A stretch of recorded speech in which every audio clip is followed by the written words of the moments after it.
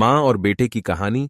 मैं एक घर के करीब से गुजर रहा था कि अचानक से मुझे उस घर के अंदर से एक बच्चे की रोने की आवाज आई। उस बच्चे की आवाज में इतना दर्द था कि अंदर जाकर वह बच्चा क्यों रो रहा है, यह मालूम करने से मैं खुद को रोक ना सका। अंदर जाकर मैंने देखा कि एक माँ अपने 10 साल के बेटे को आहिस्ता से मारती और बच्चे के साथ खुद भी रोने लगती। मैंने आगे होकर पूछा, बहन जी, आप इस छोटे से बच्चे को क्यों मार रही हो जबकि आप खुद भी रोती हो? उसने जवाब दिया, भाई साहब, इसके पिताजी भगवान को प्यारे हो गए हैं और हम लोग बहुत ही गरीब हैं। उनके जाने के बाद मैं लोगों के घरों में काम करके घर और इसकी पढ़ाई का खर्च बड़ी मुश्किल से उठाती हूं और यह कमबख्त स्कूल रोजाना देर से जाता है और रोजाना घर देर से आता है। जाते हुए रास्ते में कहीं खेल कूद में लग जाता है और पढ़ाई की तरफ जरा भी ध्यान नहीं देता है, जिसकी वजह से रोजाना अपनी स्कूल की वर्दी गंदी कर लेता है। मैंने बच्चे और उसकी मां को जैसे तैसे थोड़ा समझाया और चल दिया। इस घटना को कुछ दिन ही बीते थे कि एक दिन सुबह सुबह कुछ काम से मैं सब्जी मंडी गया तो अचानक मेरी नजर उसी 10 साल के बच्चे पर पड़ी डिढ़ी जो रोजाना घर से मार खाता था। मैं क्या देखता हूं कि वह बच्चा मंडी में घूम रहा है और जो दुकानदार अपनी दुकानों के लिए सब्जी खरीद कर अपनी बोरियों में डालते तो उनसे कोई सब्जी जमीन पर गिर जाती थी, वह बच्चा उसे फौरन उठाकर अपनी झोली में डाल लेता। मैं यह नजारा देखकर परेशानी में सोच रहा था कि यह चक्कर क्या है। मैं उस बच्चे का चोरी चोरी पीछा करने लगा। जब उसकी झोली सब्जी से भर गई तो वह सड्डी ढक के किनारे बैठकर उसे ऊंची ऊंची आवाजें लगाकर वह सब्जी बेचने लगा। मुंह पर मिट्टी, गंदी वर्दी और आंखों में नमी। ऐसा महसूस हो रहा था कि ऐसा दुकानदार जिंदगी में पहली बार देख रहा हूं।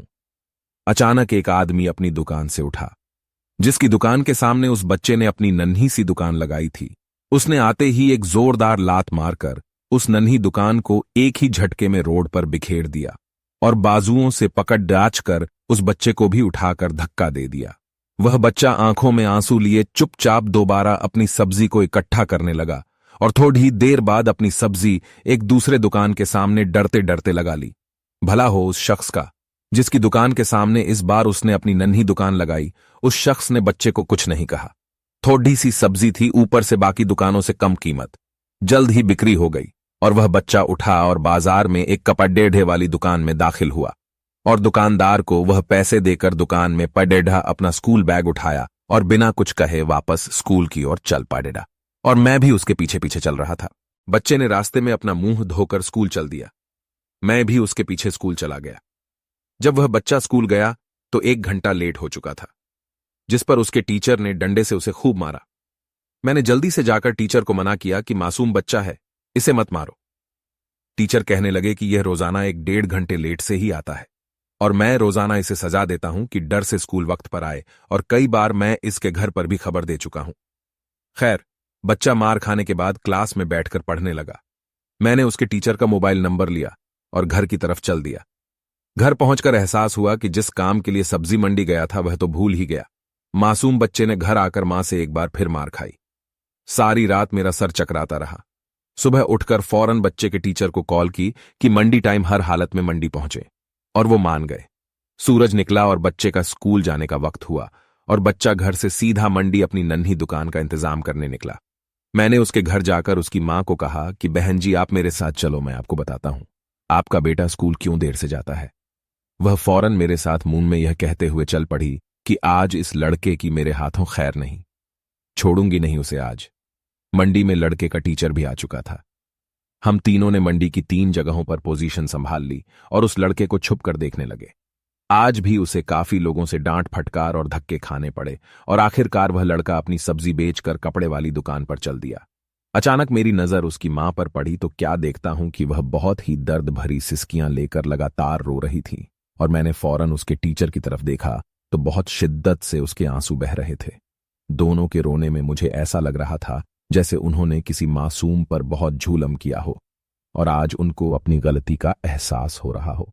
उसकी मां रोते रोते घर चली गई और टीचर भी सिसकियां लेते हुए स्कूल चला गया। बच्चे ने दुकानदार को पैसे दिए और आज उसको दुकानदार ने एक लेडी सूट देते हुए कहा कि बेटा, आज सूट के सारे पैसे पूरे हो गए हैं, अपना सूट ले लो। बच्चे ने उस सूट को पकड़कर स्कूल बैग में रखा और स्कूल चला गया। आज भी वह 1 घंटा देर से था। वह सीधा टीचर के पास गया और बैग डेस्क पर रखकर मार खाने के लिए अपनी पोजीशन संभाल ली और हाथ आगे बढ़ा दिए कि टीचर डंडे से उसे मार ले। टीचर कुर्सी से उठा और फौरन बच्चे को गले लगाकर इस कदर जोर से रोया कि मैं भी देखकर अपने आंसुओं पर काबू न रख सका। मैंने अपने आप को संभाला और आगे बढ़कर टीचर को चुप कराया और बच्चे से पूछा कि यह जो बैग में सूट है वह किसके लिए है। बच्चे ने रोते हुए जवाब दिया कि मेरी मां अमीर लोगों के घरों में मजदूरी करने जाती है और उसके कपड़े फटे हुए होते हैं, कोई जिस्म को पूरी तरह से ढांपने वाला सूट नहीं, और मेरी मां के पास पैसे नहीं हैं, इसलिए अपने मां के लिए यह सूट खरीदा है। तो यह सूट अब घर ले जाकर मां को आज दोगे? मैंने बच्चे से सवाल पूछा। जवाब ने मेरे और उस बच्चे के टीचर के पैरों के नीचे से जमीन ही निकाल दी। बच्चे ने जवाब दिया, नहीं अंकल, छुट्टी के बाद मैं इसे दर्जी को सिलाई के लिए दे दूंगा। रोजाना स्कूल से जाने के बाद काम करके थोड़े थोड़े पैसे सिलाई के लिए दर्जी के पास जमा किए हैं। टीचर और मैं सोचकर रोते जा रहे थे कि आखिर कब तक हमारे समाज में गरीबों के साथ ऐसा होता रहेगा। उनके बच्चे त्योहार की खुशियों में शामिल होने के लिए जलते रहेंगे। आखिर कब तक? क्या ऊपर वाले की खुशियों में इन जैसे गरीब का कोई हक नहीं? क्या हम अपनी खुशियों के मौके पर अपनी ख्वाहिशों में से थोड़े पैसे निकालकर अपने समाज में मौजूद गरीब और बेसहारों की मदद नहीं कर सकते? आप सब भी ठंडे दिमाग से एक बार जरूर सोचना। और हां दोस्तों, अगर आपको कहानी पसंद आई हो तो लाइक और सब्सक्राइब करना ना भूलें। धन्यवाद।